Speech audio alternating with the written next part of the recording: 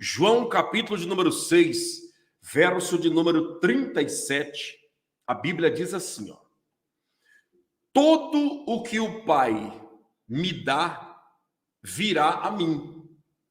E o que vem a mim, de maneira nenhuma o lançarei fora. Porque eu desci do céu, não para fazer a minha vontade, mas a vontade daquele que me enviou. E a vontade do Pai que me enviou é esta: que nenhum de todos aqueles que me deu se perca, mas que ressuscite no último dia. Porquanto a vontade daquele que me enviou é esta: que todo aquele que vê o Filho e crê nele tenha a vida eterna, e eu o ressuscitarei no último dia.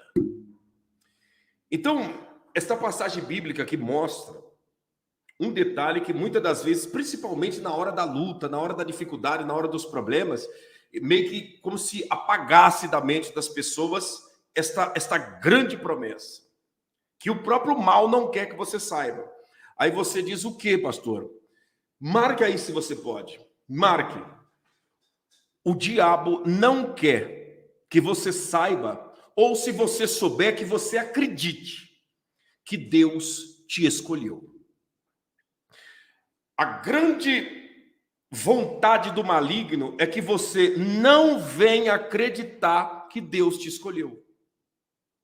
E a prova do que eu estou te falando, que é tão real, que todos que estão aqui, sem exceção, todos que estão aqui, incluindo a mim e todos, em um dado momento da nossa vida, no momento da luta, no momento da dificuldade, no momento da perseguição, no momento em que o massacre espiritual estava acontecendo, todos nós, um pensamento maligno passou pela mente: eu acho que eu não sou escolhido por Deus. Eu acho que eu não sou uma escolhida ou um escolhido por Deus. Porque como que pode até o que é para dar certo está dando errado? Como que pode eu faço tudo o que é certo e tudo está dando errado? Eu procuro praticar tudo o que é correto dentro de uma justiça, de uma honestidade, dentro daquilo que agrada a Deus, mas parece que nada acontece. E aí automaticamente vem o pensamento sobre nós, que é o mesmo que passou pela mente de Asaf, que era um dos músicos e salmistas na época de Davi. Qual o pensamento? Meu Deus, parece que o ímpio prospera e eu não saio do lugar. Eu estou olhando para a vida do ímpio, estou vendo o ímpio indo para frente e parece que eu não saio do lugar. Mas o que é isso? É uma batalha do próprio maligno tentando nos convencer que Deus não nos escolheu, que Deus não tem nada de promessa na nossa vida, que a promessa é para aquela pessoa que você conheceu lá no templo, que ora, que sapateia, que rodopeia, que na hora do culto pula tanto que vai embora todo suado e diz que está embriagado por Deus, e você olha assim e diz: meu Deus, mas o que é isso que eu vejo todo mundo sentindo essa grandeza, essa coisa toda, e eu não sinto isso? Será que o Senhor não me escolheu? Eu vou na vigília, eu vejo gente que corre para um lado, outro corre para lá, outro corre para cá, outro dá de dedo na cara dizendo profecia, isso e aquilo, e comigo parece que nada acontece. Será que Deus me escolheu? Será que Deus tem uma promessa na minha vida? Será que o Senhor ele vai fazer algo por mim? Você está entendendo? Mas o que é isso? Isso é o conflito interno e o próprio diabo trabalhando para tentar te convencer e fazer com que você não venha acreditar que Deus te escolheu. O Senhor te escolheu mesmo antes de você nascer. Deus, a prova que Deus te escolheu, que desde quando você era criança, desde a tua fase que você começou a entender a vida, as coisas para ti sempre é mais difícil. Isso prova que Deus te escolheu. O que prova que Deus te escolheu é que as lutas que vêm sobre a sua vida são lutas automaticamente diferentes.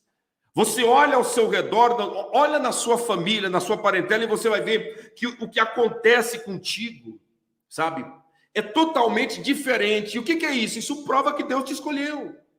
Isso prova que o Senhor tem uma promessa na sua vida. E o mal? O mal quer que você não acredite. O mal quer que você não seja convencido e convencida de que Deus tem uma promessa na sua vida, de que Deus te escolheu mesmo antes de você nascer. Olha o que Jesus diz aqui, ó. Olha isso, preste atenção nessa passagem. Porque o que o Pai me dá virá a mim, e o que vem a mim de maneira nenhuma o lançarei fora. Você foi até Jesus, você está entendendo? Você foi até Jesus. Mas por que você foi até Jesus? Porque o Pai te enviou até Jesus. E você chegando até Jesus, de maneira nenhuma ele vai te lançar fora. Você é um escolhido, uma escolhida. Dentre milhares de seres humanos na face da terra, Deus, na sua grandeza, permitiu você conhecer o Evangelho. Você sabia que não é para todos esse privilégio? Você sabia que não é para todos os seres humanos conhecer o Evangelho? Que não é para todo mundo conhecer, não é todos que têm o privilégio de conhecer a palavra de Deus. Meu amigo, nessas andanças pregando o Evangelho, passando por 25 países pregando o Evangelho, escute, eu me deparei com tanta gente de eu olhar assim e dizer, meu Deus, obrigado. Primeiro, obrigado por eu ter nascido no Brasil. Obrigado. Primeira coisa, obrigado por eu ter nascido no Brasil, porque desde pequeno houve e aconteceu uma liberdade de pregação do Evangelho e eu fui um privilegiado de conhecer a tua palavra. Eu sou um privilegiado de ter nascido num país com a melhor culinária do mundo, em um país de paz, em um país em que as pessoas vão e voltam para os templos, para as suas denominações, sem ser, perseguido, sem apanhar na rua, sem algo semelhante acontecer. Isso é um privilégio e isso prova que Deus nos escolheu. Pastor, mas eu nasci na África, mas só de você conhecer o Evangelho é uma prova que Deus te escolheu. Se Deus não tivesse nada contigo, você não teria a oportunidade de ter conhecido o Evangelho. Só de nós conhecermos a palavra de Deus já prova que o Eterno tem algo grande a manifestar na nossa vida. Você consegue compreender isso? E o maligno quer que você não acredite que Deus te escolheu. O maligno trabalha dia e noite para te convencer que você é mais uma no meio da multidão, que você é mais um no meio da multidão, que você está aí ludibriado, quando na realidade Deus te escolheu. Olha outra coisa aqui, que o mal não quer que você saiba. Escute isso. Ou se você souber, que você não credibilize e não acredite. No que, pastor? Você marcou o primeiro aí? O mal não quer que você acredite que Deus te escolheu. Tá? Segundo, o que o diabo não quer que você saiba? Ele não quer que você saiba que em Cristo Jesus, isso aqui é muito importante, que em Cristo Jesus você pode andar com as suas pernas. Não entendi, vou repetir. O mal não quer que você saiba que em Cristo Jesus você pode andar com as suas pernas. Não entendi, pastor, vou te explicar, escute isso daqui. Satanás trabalha dia e noite para convencer aqueles que aceitaram a Cristo Jesus, tá? Convencer até mesmo aqueles que estão se achegando ao Evangelho, convencer de quê? Convencer que você não é capaz de desenvolver uma vida espiritual, uma relação entre você e o próprio Deus, diretamente em o nome do Senhor Jesus. Eu conheço, não é uma, nem duas e nem três pessoas, não. Eu conheço muita gente que não acredita. Essas pessoas são convencidas, muitas das vezes por líderes religiosos, muitas das vezes convencidas pelo próprio diabo, muitas das vezes convencidas pelos incrédulos. De quê? De que você não é capaz de desenvolver uma comunhão entre você e Deus. Em nome de Jesus, você não é capaz. Você precisa...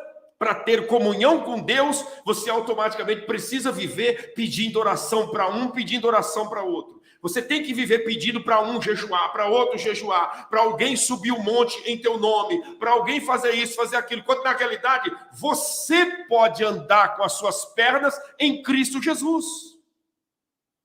Quando Jesus morreu, a primeira coisa que aconteceu, escute isso, o primeiro sinal que aconteceu dentro do templo em Jerusalém, o véu do templo se rasgou de cima a baixo.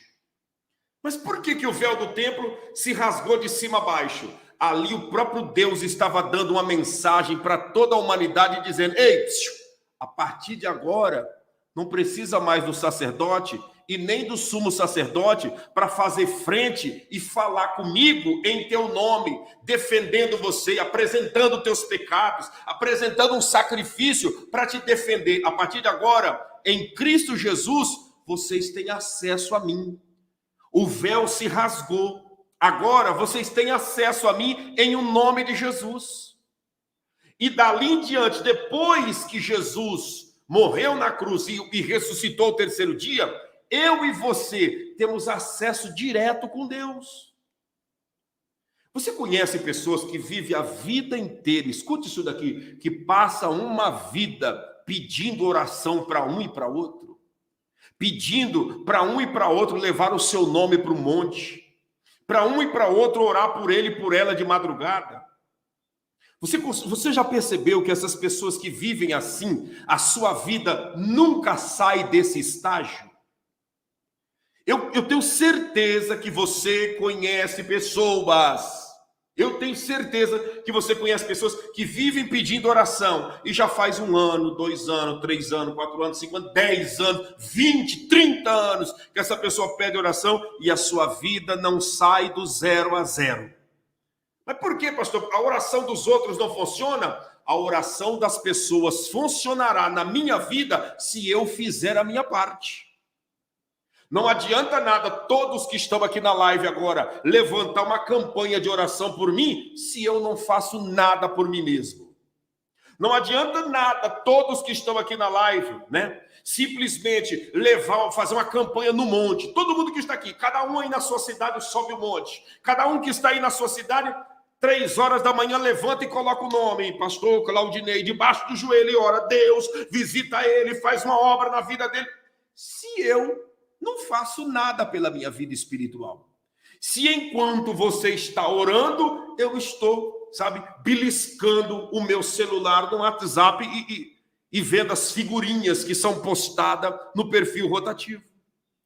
De nada vale você estar no monte orando por mim e eu simplesmente com um controle remoto trocando de canal assistindo Netflix.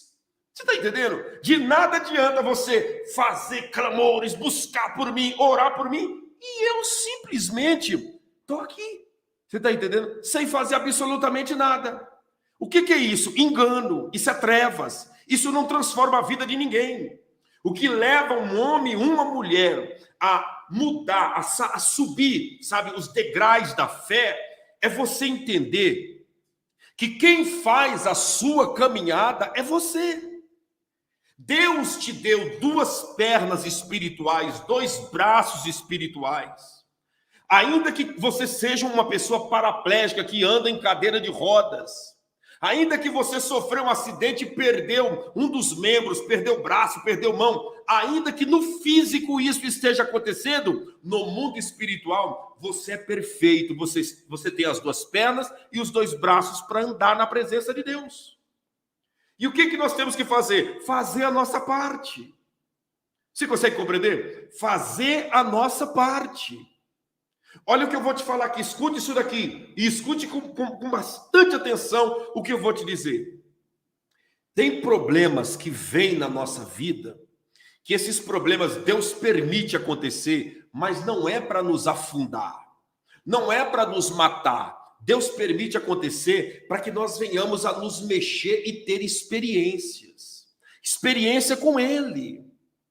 Eu sempre conto aqui, já contei várias vezes, sobre a parábola, do velho cavalo. Eu creio que a maioria aqui já ouviu. Gente, vai deixando o like, compartilha essa live, vamos para cima. O velho cavalo serviu o seu dono por muitos anos. Muitos anos. O seu dono, através daquele velho cavalo que puxava a carroça daquele homem, aquele homem formou seus 3 filhos na faculdade, Ele ganhou muito dinheiro com aquele cavalo. E na velhice, ele olhou para os seus amigos e disse: sabe de uma coisa? Eu preciso me desfazer desse cavalo.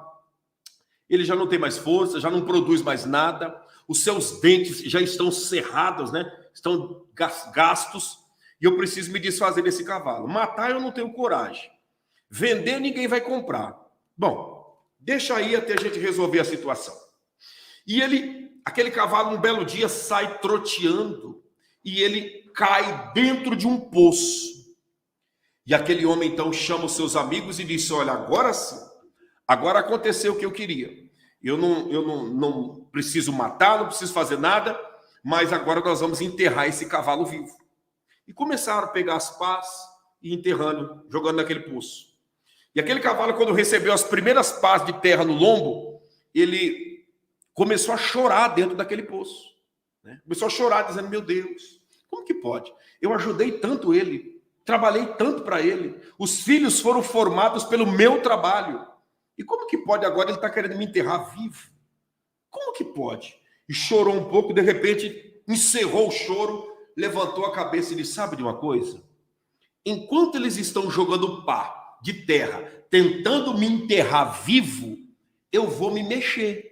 Eu não vou ficar aqui de cabeça baixa chorando. Eu vou me mexer, vou fazer a minha parte. Então, eles jogavam as pás de terra, ele mexia o seu lombo. Jogava a pá de terra, ele mexia o lombo. E foram jogando terra e ele mexia no lombo. Foram jogando terra e ele mexia no lombo. Moral da história: com meia hora de pás de terra sendo jogado, ele já estava na borda do poço. Por quê? Porque cada pá de terra que caía no seu lombo, ele se mexia e pisava em cima. Se mexia e pisava em cima e ele foi subindo. Foi subindo até que chegou na borda do poço e ele saiu troteando, olhou para o seu dono e disse: nunca mais eu volto aqui no teu espaço de terra. Vou lutar pela minha vida em outro lugar. O que nós aprendemos com essa parábola, com essa metáfora desse cavalo?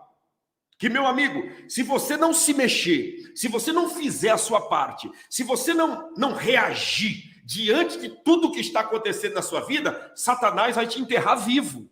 Vai te enterrar viva.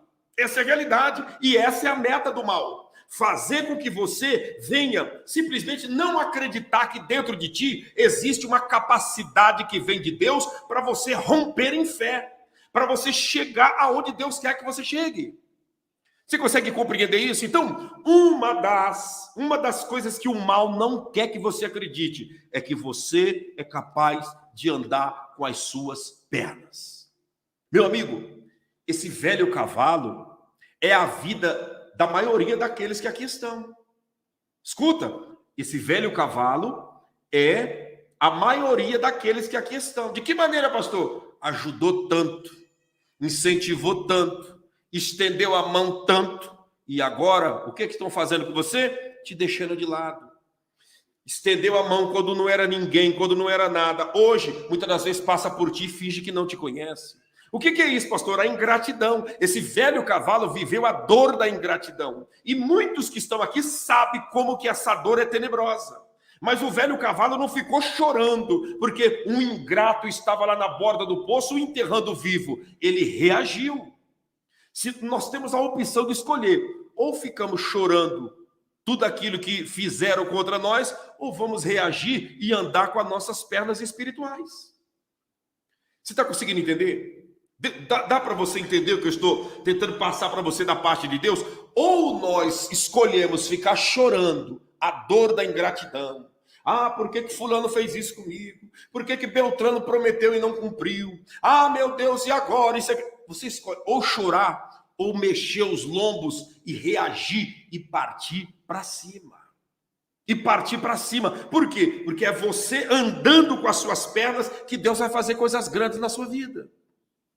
Quando você começar a andar com as suas pernas espirituais, virão pessoas tentando te desanimar. Nossa, cuidado, você não pode, você não é capaz, você não é isso, você não é aquilo. Meu amigo, minha amiga, prossiga, continue, e você vai ver Deus fazendo coisas grandes. Você vai ver Deus trabalhando de uma forma extraordinária na sua vida. Você consegue compreender? Deixa eu falar para você aqui, ó, o terceiro. Marca isso daqui. Marca isso aqui. Isso aqui é muito importante. Marca isso daqui que eu acredito que é uma das coisas mais importantes que eu vou te falar aqui agora. Você está entendendo? Ó, Satanás quer que você, meu Deus do céu, ele quer que você confunda o que significa razão e emoção. Escute isso, se você puder, anote. O mal quer que você confunda o que é razão e o que é emoção.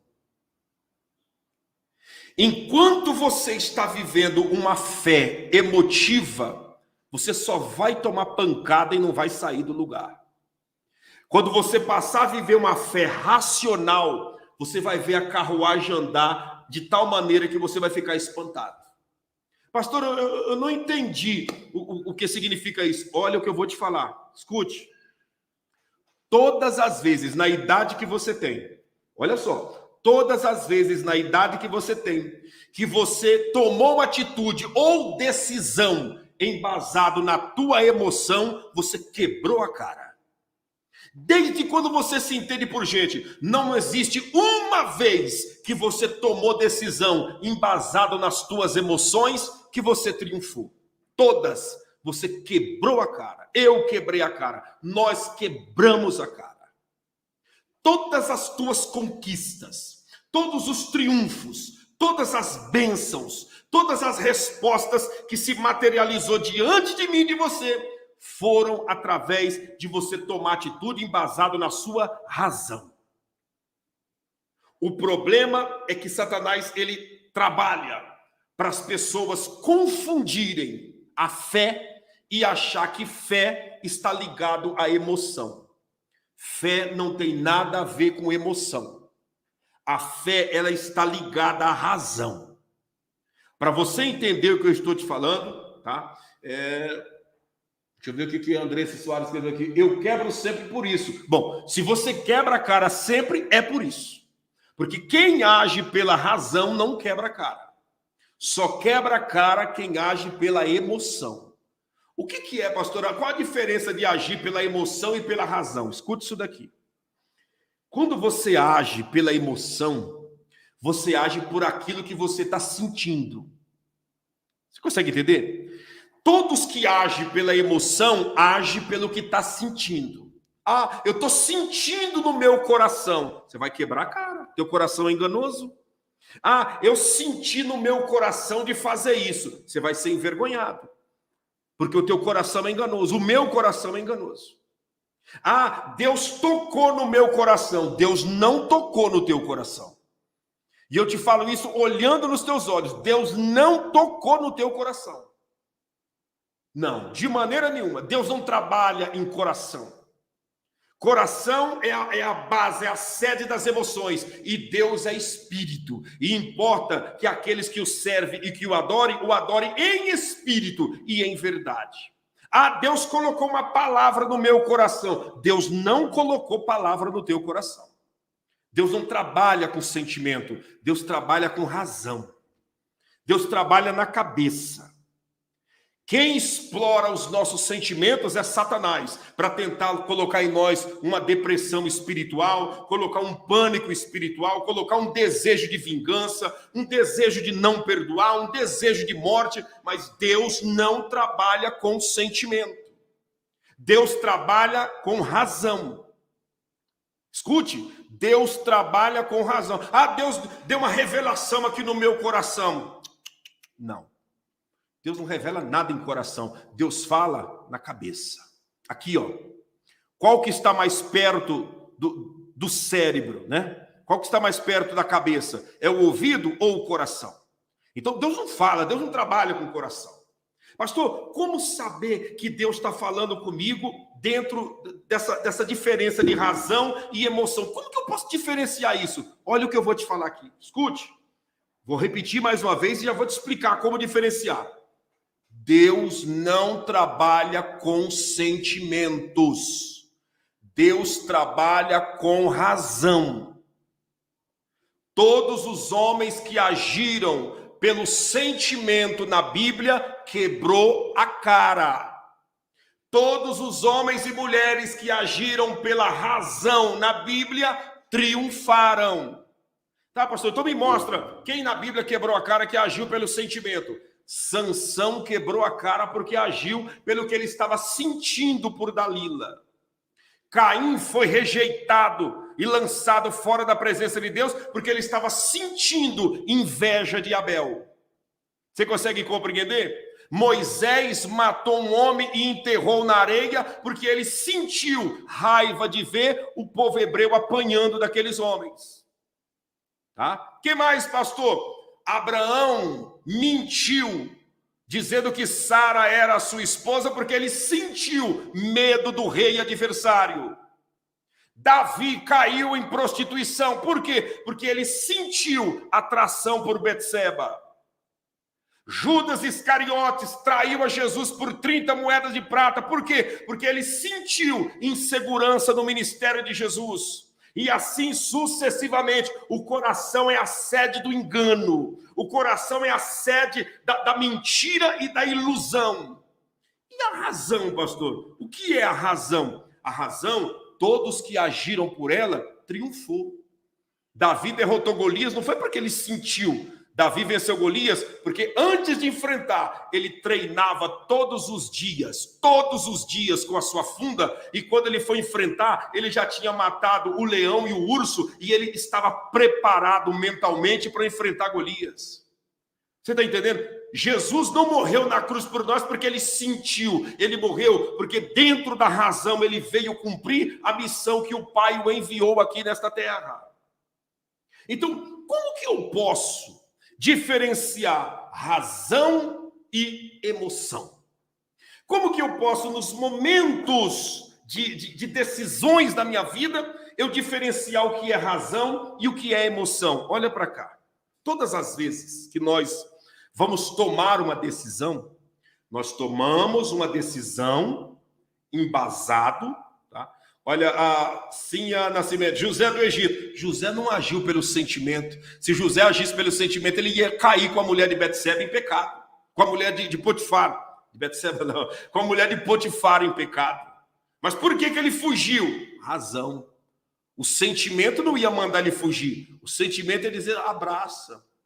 É a mulher do segundo homem do reinado. Imagina. Abraça. Vai para cima. É a mulher do segundo homem do reinado, você vai ter moral com ela e ela vai te promover, vai te tirar da cadeia e te ajudar. É o segundo homem do Egito, vai para cima, se ele desse ouvido ao coração. Mas a razão disse, se você for, as promessas do molho de trigo, né? A promessa do sol e da lua se curvando diante de ti, a promessa, né, de tudo aquilo que Deus prometeu, não vai se cumprir. E ele, dentro da razão, agiu. E Deus trabalhou. Pode puxar na Bíblia. Todos que venceram. Vai pensando aí. Vai pensando aí. Ana, você acha que se Ana agisse pelo sentimento... Obrigado, minha esposa. Se Ana agisse pelo sentimento, ela entregaria Samuel com 4 anos de idade? Pensa comigo. Se Abraão agisse pelo sentimento, ele subiria ao Moriá para sacrificar o seu único filho, Isaque?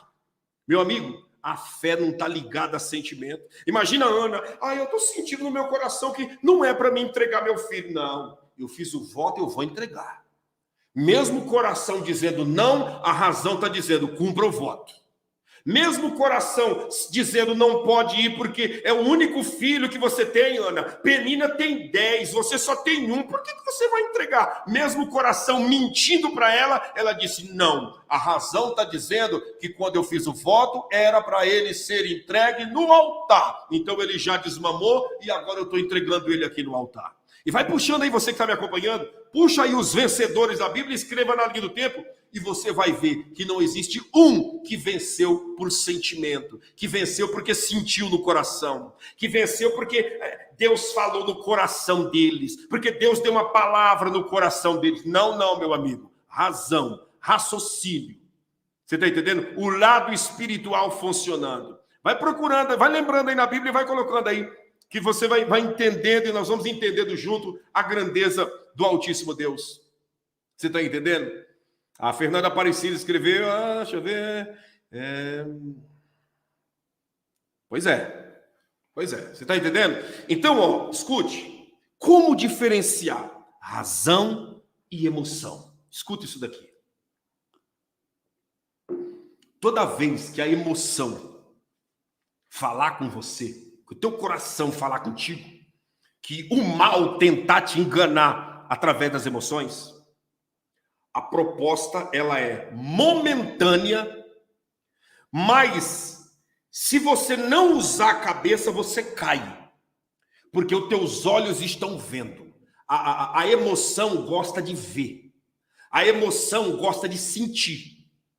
A emoção, ela gosta de apalpar, gosta de ver, gosta de sentir. Então, o mal trabalha em cima das emoções, mostrando. Por que Adão caiu? Porque Adão se entregou às emoções. Viu que o fruto era bom, comeu e caiu. Por que Eva caiu? Porque Eva se entregou às emoções. Viu o chaveco da serpente e caiu nele. Então, como que as emoções trabalham? As emoções trabalham em cima do momento.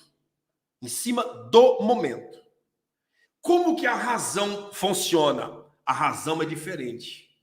A razão, ela não funciona no momento. A razão, ela funciona vendo o resultado da atitude. Escute. A emoção olha o que vai desfrutar no momento. A razão observa o resultado da atitude que eu vou tomar aqui agora.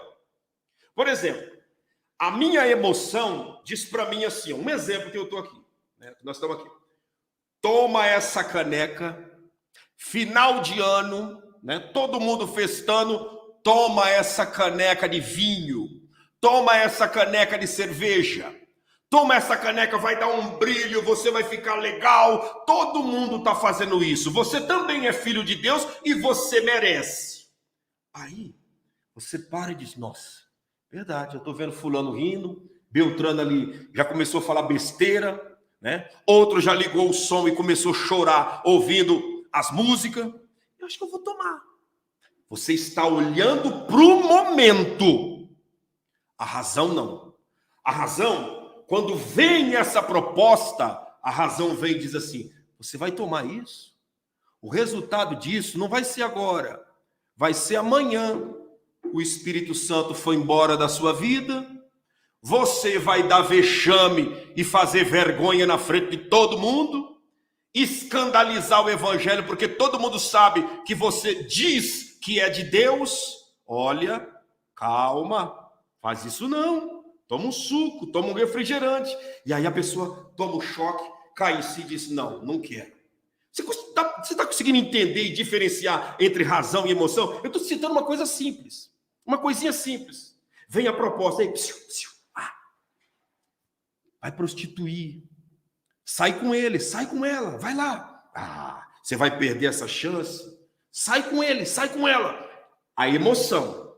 Aí, qual é a proposta da emoção? Você vai desfrutar de um momento muito magnífico. E o coração acelerado. E o coração disparado. E aquela loucura toda. Aí você vai e se entrega a esse sentimento e se arrebenta. E a razão? A razão, vem o prato, vem a tentação, você na hora diz, espera aí, eu vou desfrutar de 15 minutinhos, 10 minutinhos, tá. E depois, a semana que vem eu estou sem Deus, a semana que vem eu vou ter que inventar um monte de mentiras para tentar encobrir o que aconteceu, vou ter que começar a apagar mensagem do meu celular, vou ter que entrar no e-mail, vai virar um tormento. Isso a razão falando. E aí, se a pessoa não tem esse entendimento de que Deus é que trabalha com a razão e o diabo quer pegar a pessoa pela emoção, a pessoa vai e quebra a cara. Satanás não quer que você saiba diferenciar isso. Ele trabalha dia e noite para você não saber diferenciar. A razão te aponta o resultado da atitude. A emoção te apresenta o prazer do momento. E aí, pastor, mas eu não sou crente. Você pode não ser de nada. Todo mundo tem uma consciência. E é a consciência que vai te apontar dentro de emoção e razão. É isso. É exatamente isso. A emoção sempre vai te apresentar o momento, a hora, aquilo ali, ó, o que os olhos estão vendo. E A razão vai te apresentar o resultado que vai ser gerado na tua vida. Você consegue compreender? Olha, eu estou vendo aqui, eu estou precisando de dinheiro, o patrão não está aqui, eu vou pegar aqui no caixa. Tá. É o momento que você está vivendo essa dificuldade. Você está se entregando ao sentimento. Você vai arcar com as consequências. E o que usa a razão? Não, eu não vou pegar, porque logo ali na frente eu posso estar bloqueando as próprias bênçãos de Deus na minha vida. Você entendeu? Então, o mal, ele trabalha dia e noite para você não saber diferenciar emoção e razão. Razão e emoção. Eu pergunto para você, você conseguiu entender o que é razão e o que é emoção? Deu para você entender? Conseguiu entender? Juramir, é isso? Deixa eu ver. Pastor, me explique por que Jesus mandou: amai-vos uns aos outros assim como eu vos amei. Isso não é emoção? Não. O amor não é emoção, o amor é razão. O amor não é sentido. Ninguém sente amor. Amor é uma decisão. Sabe, um dos contextos errados das pessoas é colocar que o contrário de amor é ódio. O contrário de amor não é ódio. Não. O contrário de amor não é ódio. O contrário de amor é indiferença. E eu decido amar, eu decido tratar com indiferença. Você está entendendo? A mesma intensidade que eu recebo quando alguém me ama é na mesma proporção negativa quando alguém me trata com indiferença.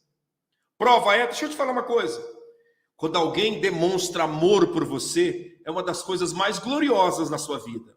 Mas quando alguém te trata com indiferença, como se você não existisse, é uma das coisas mais tenebrosas.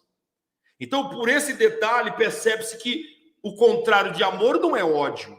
O contrário de amor é indiferença. Por quê? Porque o amor, ele trata, sabe? O amor é tratável, o amor é acolhedor, o amor, ele perdoa, o amor, sabe, traz para si. E o ódio não tem nada a ver com isso. O ódio é um sentimento explosivo.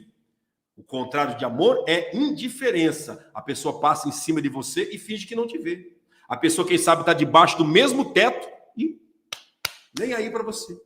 Quantos casamentos que começou com muito amor e hoje estão vivendo na indiferença? Ele não tem ódio de você. Ela não tem ódio, um exemplo, ele não tem ódio da esposa. A esposa não tem ódio do marido. Mas a indiferença predomina dentro da casa. Predomina. Você está entendendo? Predomina.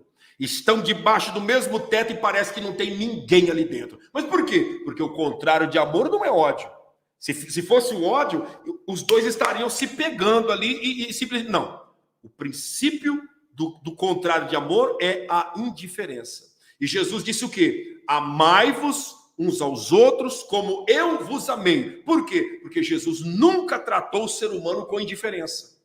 Quer seja prostituta, quer seja ladrão, quer seja pessoas toda errada, todos Jesus tratou com o mesmo amor, com a mesma atenção. Por isso que ele diz: amai-vos uns aos outros. Em outras palavras, respeite uns aos outros, trate bem uns aos outros, acolha uns aos outros e não trate com a indiferença.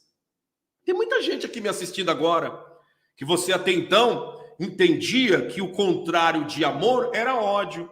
E eu estou te explicando e você está trazendo para a tua vida e você está entendendo que o contrário de amor não é ódio, é indiferença. Porque muitos estão vivendo isso. Estão vivendo isso. E dói, hein? E dói. A indiferença dói, meu amigo. Eu vou dizer para você que a indiferença ela vem vestida de injustiça, vestida de orgulho. Ela vem vestida... de um monte de sentimento que não dá para mim falar aqui. Vocês podem até tentar decifrar também juntamente comigo nessa live aqui, escrevendo na linha do tempo. A indiferença é um pedacinho do diabo na face da terra. Sabe? A pessoa, ela estava contigo, ela, sabe, te abraçava, te tratava bem, ela via você, a pessoa te enxergava. A pessoa via detalhes em você, detalhe no cabelo, detalhe no rosto, detalhe do seu corpo, detalhe no andar, detalhe em tudo. De repente a indiferença chega, essa pessoa passa em cima de você e parece que você não é nada. tudo que você faz não é nada. A indiferença é uma coisa tenebrosa, terrível, terrível. Só quem já passou sabe o que eu estou dizendo. E dentro desse quarto detalhe que eu estou dizendo para você, o mal não quer que você saiba que o poder e a autoridade está à sua disposição. Você sabia que existe muita gente, muita gente que tem medo de orar por pessoas oprimidas, tem medo de orar por pessoas doentes, tem medo de orar, diante de pessoas, porque não consegue se convencer de que o poder de Deus e a autoridade está à disposição de todos? Não é só o pastor que tem esse poder e essa autoridade. Não é só o líder da igreja, o líder do grupo de jovens, o líder dos varões que tem esse... Não. Deus, através de Jesus, colocou diante de todos esse poder e essa autoridade e esse poder em nossas mãos. Aí você me pergunta, pastor, como que eu posso receber poder e autoridade da parte de Deus?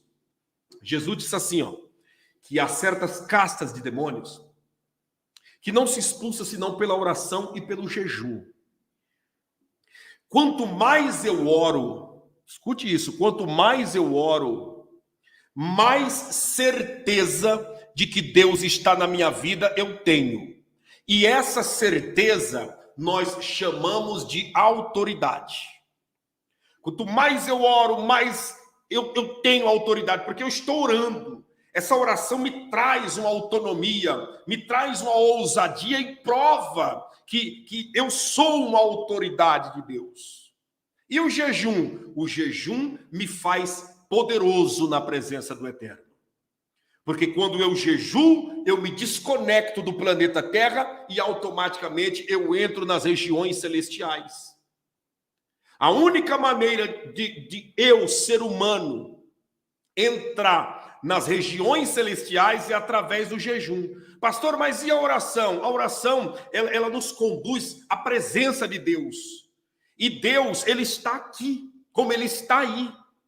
Você está entendendo? Eu estou orando, a minha oração não precisa passar do teto. A minha oração não passou do teto, a tua oração não precisa passar do teto. Pastor, a minha oração, eu orei, jejuei, clamei, e minha oração não está passando do teto. Não precisa passar do teto. A sua oração precisaria passar do teto se você estivesse orando a um boneco de barro que estivesse lá em cima do teto. Mas não, você está orando a um Deus que está contigo, que está do teu lado. Há um Deus, como o Senhor, como Jesus mesmo disse, eis que estou convosco todos os dias até a consumação dos séculos. Então, a oração não precisa passar do teto. Jesus está contigo. Agora, o jejum não. O jejum, ele é diferente, porque quando eu não como e não bebo, quando eu entro em abstinência alimentar, eu sou um ser humano que estou na terra, mas eu não tenho nada da terra dentro de mim.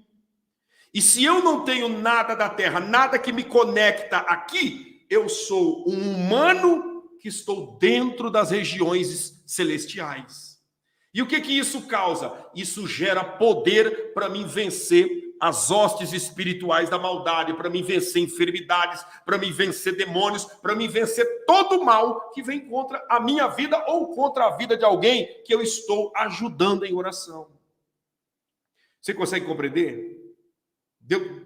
Está entendendo? Então, é a oração e o jejum, essas duas pernas, que traz sobre mim a autoridade que vem através da oração e o poder que vem através do jejum. Você está entendendo? Autoridade e poder, poder e autoridade vem através da oração e do jejum. Você consegue compreender? Pastor, e a Bíblia, e a palavra de Deus, e o conhecimento da palavra de Deus gera em nós proteção. O conhecimento da palavra de Deus traz a proteção sobre cada um de nós. Por quê? Porque assim como a palavra de Deus protegeu Jesus no deserto, a palavra de Deus, o conhecimento, nos protege nos dias atuais. O diabo veio com meias verdades, Jesus foi com a verdade completa. Mateus capítulo 4, o que aconteceu no deserto. Então, oração e jejum. Para quê? Autoridade e poder. E o mal tenta convencer você que minha oração é tão fraquinha. Minha oração não passa nem do teto. Sabe essas conversas, essas historinhas que foram inventadas por pessoas que não têm o conhecimento exatamente de causa e efeito do que oração e jejum causa na vida de uma pessoa. Nós precisamos entrar nessa dimensão. Que dimensão, pastor? Na dimensão da oração e do jejum. Ah, Deus, eu estou pedindo para o Senhor aí, para o Senhor me dar paciência. Paciência é você que tem que desenvolver paciência. Você está entendendo? É você que vai desenvolver paciência. E sabe como que desenvolve paciência? Quando alguém vem te testar, vem te provar, vem te humilhar, vem querer te perseguir, você procurar manter o equilíbrio. Tem coisas que a gente tem que entender que não precisa pedir para Deus, que o nosso esforço já gera essa grandeza. Está entendendo? Agora, tem coisas que não dá para nós enfrentarmos, né? A salvação de uma família. Como diz a Kátia Regina, a cesta básica se conquista trabalhando, exatamente, né? Se conquista trabalhando, ou se você não tem trabalho, pede para alguém, mas é muito minúsculo para nós apresentarmos em um jejum, tá? Então, procure pedir para Deus num propósito de jejum, fazer um pedido de algo grande, né? De algo grande. Como algo grande? A transformação de alguém da família, né? A libertação de alguém, né? Pastor, o que Jesus quis dizer em Mateus 7:23? Então eu direi abertamente, né? Então eu direi abertamente, nunca vos conheci. Afastai-vos de mim, vós que praticais a iniquidade. Bom, a palavra iniquidade, né? A palavra iniquidade é a repetição do mesmo pecado. Por exemplo, uma pessoa... Existem 3 canetas. 3 canetas. A pessoa vai lá e rouba uma. Hoje, ela cometeu um pecado. Só que amanhã ela volta e rouba de novo. Isso aqui já deixa de ser, a segunda caneta deixa de ser um pecado e passa a ser uma iniquidade. Qual a diferença de pecado para iniquidade? Pecado é aquele que você pratica e se arrepende. Iniquidade é aquele que você vive repetindo. Então Jesus está dizendo que as pessoas que vivem na repetição do pecado será automaticamente, diante dos olhos de Deus, tratado como alguém que nunca o conheceu. Como, na verdade, nunca conheceu. Porque quem conhece Jesus não vai viver na prática da iniquidade, na repetição do pecado. Tá? E essa palavra não é para ímpio. Essa palavra é para alguém que muitas das vezes passou dentro de um templo, praticou uma fé, praticou uma religião, mas continuou insistindo no pecado. Tá bom? Vamos lá. Deixa eu ver se tem mais alguém aqui que fez perguntas. Podemos ser batizados e não falar em línguas? Sim. Falar em línguas, gente, não tem ligação com batismo com o Espírito Santo e com batismo nas águas. Batismo com o Espírito Santo é uma coisa. Batismo nas águas, outra coisa. Línguas variadas é dom. Você está entendendo? Dom está na contagem de 9. Existem 9 dons do Espírito Santo. E o batismo com o Espírito Santo não tem nada a ver com dons, é uma coisa distinta. Às vezes a pessoa pode ser batizada com o Espírito Santo e não falar em línguas. Você está entendendo? A pessoa pode ser batizada e não falar em línguas, pode ser batizada com o Espírito Santo e automaticamente e não ter nenhum tipo de dom, porque o batismo com o Espírito Santo é distinto, é separado de dons. É bem verdade que após o batismo com o Espírito Santo, muitas pessoas recebem por primeiro o dom de variedade de línguas. E aí há essa confusão teológica, né? Que o batismo com o Espírito Santo é falar em línguas. Não é exatamente isso. Você pode ser batizado com o Espírito Santo e não ter o dom de variedade de línguas. Tá bom? E o batismo nas águas é para aqueles que estão arrependidos dos seus pecados. Deixa eu ver quem mais está aqui. Pastor, não sei se é a minha visão, mas percebo que a palavra é mais para os homens e os louvores para as mulheres. Os homens, quando aceitam, logo conseguem pregar. E as mulheres E as mulheres, não entendi, mas enfim, deu para entender a sua pergunta. Na realidade, não é isso não, Kátia. O evangelho, a pregação do evangelho está à disposição de todos, tá? O problema é que o Brasil vive uma cultura, e não só o Brasil, mas boa parte dos países que estão no evangelho vive uma cultura de que o homem, né, deve pregar, deve subir no altar, a mulher não pode subir no altar, isso e aquilo, apesar de que nos tempos que vivemos, há um bom tempo já, esse paradigma foi quebrado e tem muitas mulheres usadas por Deus pregando o evangelho, né? Mas foi imposto esse paradigma, sabe? Porque pegaram uma passagem bíblica do apóstolo Paulo, trazendo um ensinamento regional para o povo de Corinto, né? Você não vai ver Paulo em nenhum outro lugar da Bíblia, né, mandando as mulheres ficar caladas, a não ser na igreja de Corinto, né? E aí eles pegam isso daí da igreja de Corinto, muitos formam doutrinas, né, doutrina de usar véu, disso e aquilo, tudo tirado de Corinto. Você não vê Jesus mandando ninguém fazer isso. Você não vê Pedro mandando ninguém fazer isso. Paulo mandou porque era um problema regional que acontecia em Corinto. Mas aí as pessoas trazem essas doutrinas, esses ensinamentos, que é um ensinamento regional e não em âmbito mundial, porque Paulo não escreveu isso para os romanos, não escreveu isso para o povo da Galácia, não escreveu isso para o povo de Filipe, não escreveu isso para Timóteo passar para a igreja, não escreveu isso para ninguém, somente para o povo de Corinto, que era um problema regional. E aí as pessoas trazem esses dogmas e diz que mulher não pode pregar, que mulher não pode subir no altar, que mulher não pode falar de Jesus, que lugar de mulher é no máximo tocando um instrumento ou cantando, e aí gera todo esse transtorno. Mas o próprio Jesus foi quem incentivou as mulheres a pregar. Quando ele ressuscitou, ele não apareceu para Pedro, para Tiago, para João, ele não apareceu para Tomé, não apareceu para ninguém primeiro. A primeira pessoa que viu Jesus foi Maria de Magdala.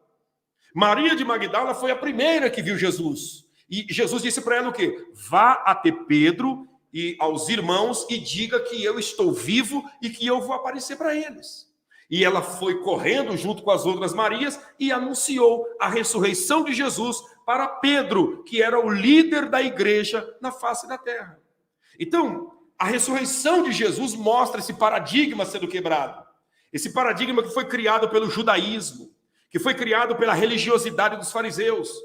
Mas até os dias de hoje existem pessoas que geram esse bloqueio de impedir mulheres de subir no altar, de pregar e de falar, quando na realidade tem mulheres que dá show no sentido de ser usada em muitos homens.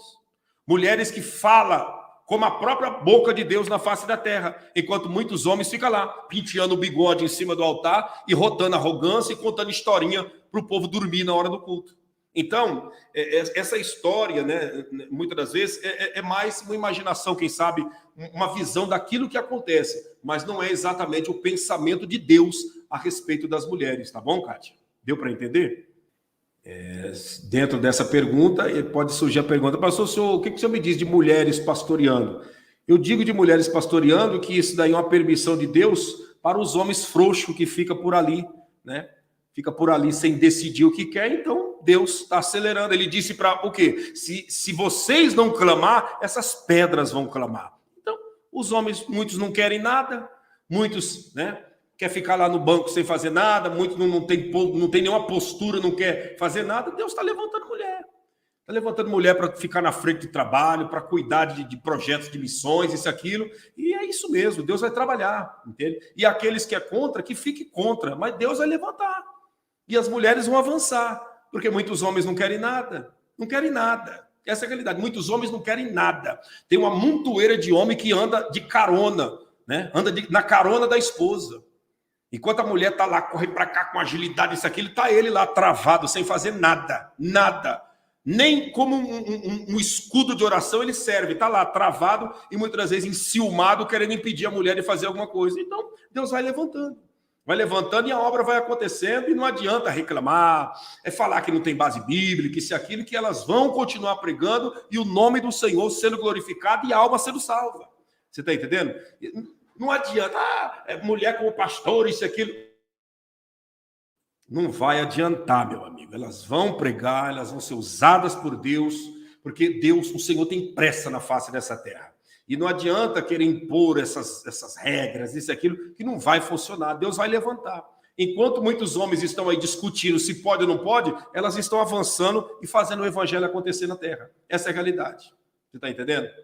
Vamos lá, deixa eu ver quem mais aqui. Pastor, o senhor acha que eu devo ser batizado amanhã na Universal? mesmo se eu não for congregar lá, o irmão Daniel, essa decisão é uma decisão muito pessoal, Daniel. Você crê no batismo que você vai passar lá na igreja? Você crê? Você crê no batismo que os pastores lá irão submergir você nas águas? Você acredita nesse batismo? A resposta está na tua resposta. Você acredita no batismo que os pastores da Universal irão fazer em você? Que você irá passar por esse batismo? O que você me diz? Diga para mim, você acredita? Você crê? Eu creio? Então vai lá e se batiza.